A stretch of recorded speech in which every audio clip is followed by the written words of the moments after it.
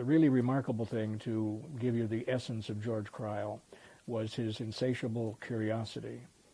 And with the Lakeside Hospital unit, at the turn of the century, he was able to do a number of remarkable things.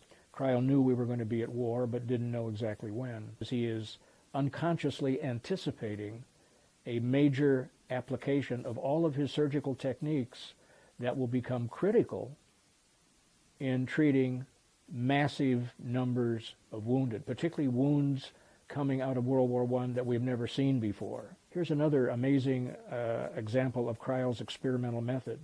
He was amazed when he looked at some of the wounded touring trenches and the wounded of the French and others, Americans certainly, but French first.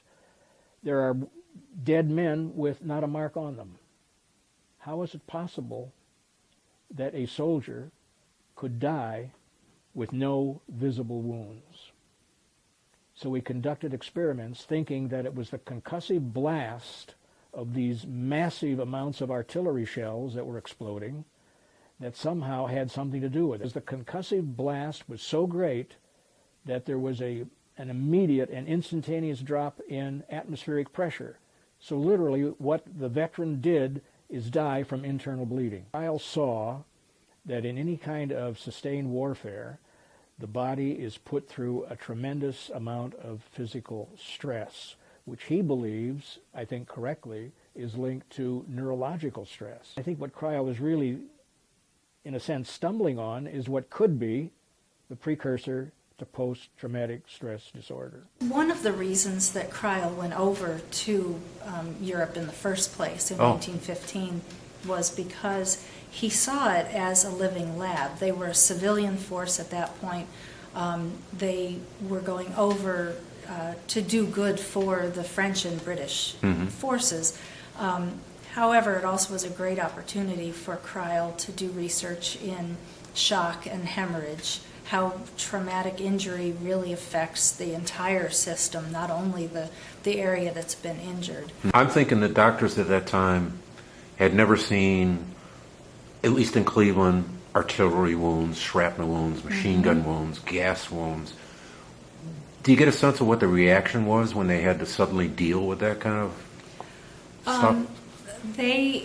Sometimes they found it very difficult because, of course, they saw that these were a lot of young men who were being severely injured, and there were injuries that we hadn't seen before, some of the facial injuries, and, of course, some of the explosives. Have you ever read anything where Crile got any kind of, was this strictly an exercise in learning to him, or did he ever get emotional about the sights he was seeing?